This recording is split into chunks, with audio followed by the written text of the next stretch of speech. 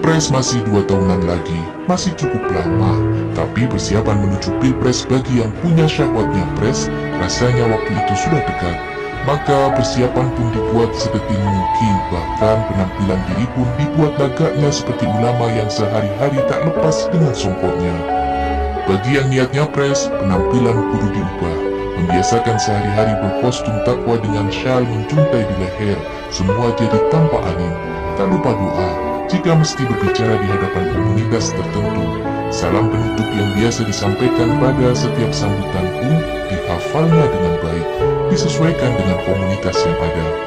Ini bagian dari mengambil hati tuan rumah agar bisa dianggap bagian dari komunitasnya. Aktif menyambangi tokoh panutan umat, hadir pada kegiatan majelis taklim dan komunitas muslim lainnya, mendatangi pondok pesantren jadi rutinitas sehari-hari.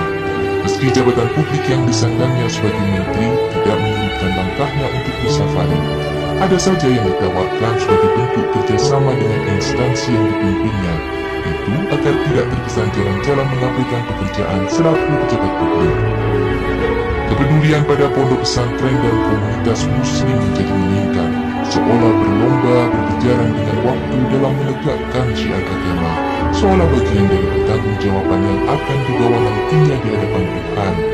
Hal demikian sepertinya sudah jadi tradisi menjelang 5 tahunan, entah itu pemilihan kepala daerah, pemilihan wakil rakyat di lembaga legislatif, apalagi pemilihan presiden, khususnya yang ingin nyapres mengunjungi komunitas muslim jadi langganan.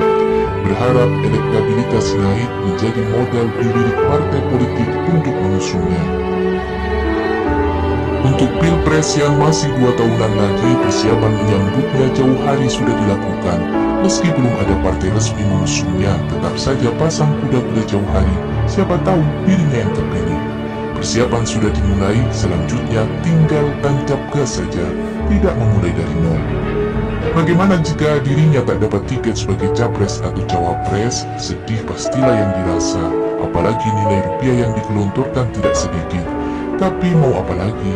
Bisa jadi pihak lain punya persiapan lebih strategis, memilih kandidat yang elektabilitasnya lebih tinggi. Namun tetap berharap jeripaya membantu memberdayakan pesantren misalnya, bisa dihitung sebagai amal jariah. Meski niat awal tidak demikian, soal itu ia berharap bisa kompromi dengan Tuhannya.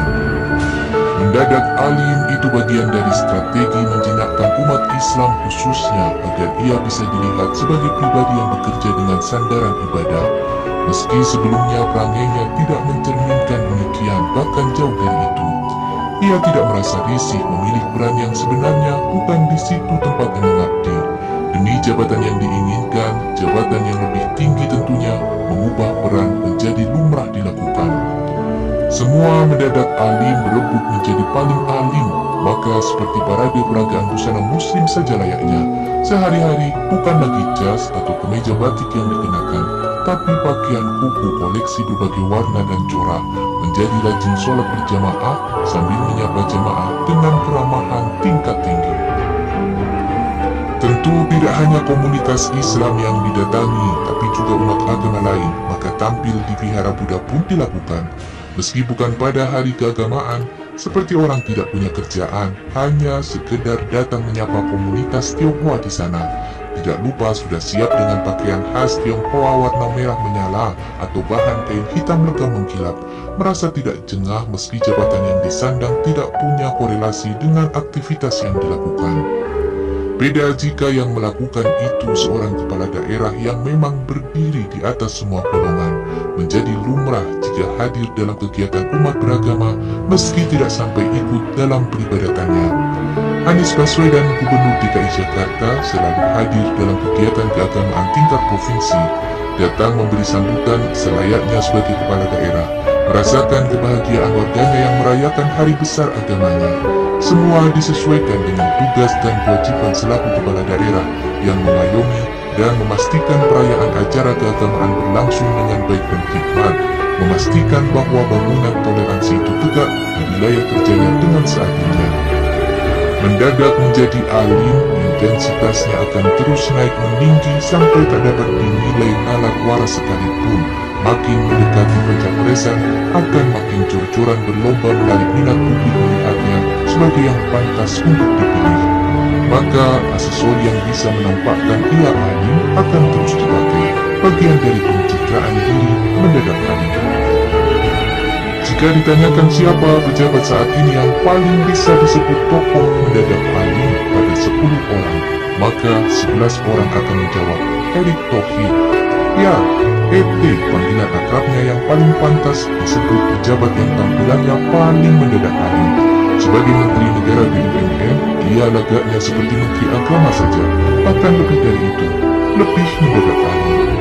Mengapa harus sampai 11 orang yang menjawab, sedang yang bertanya hanya 10 orang? Yang ke-11 itu yang bertanya, yang punya pandangan sama, bahwa ET yang dianggapnya paling mendadak ahli. Apakah yang dilakukan ET itu salah?